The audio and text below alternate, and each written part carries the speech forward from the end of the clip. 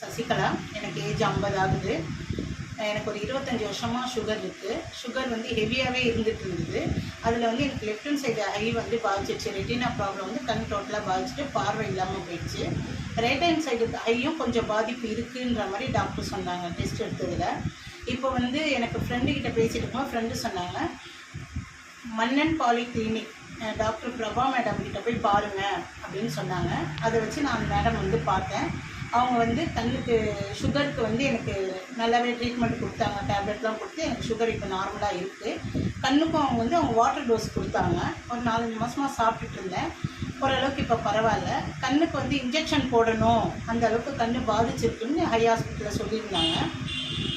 இப்போ நான் 4 மாதம் அந்த ட்ரீட்மெண்ட் எடுத்துகிட்டு வாட்டர் டோஸ் சாப்பிட்டுட்டு போய் செக்கப் பண்ணும்போது, என்ன மேஜிக் பண்ணிங்க, கண்ணில் நல்லா டோட்டலாக சேஞ்ச் இருக்குது, நல்லா இருக்குது கண், ஊசி வேண்டாம் அப்படின்ற மாதிரி சொல்லிட்டாங்க ஹாஸ்பிட்டல்லையே.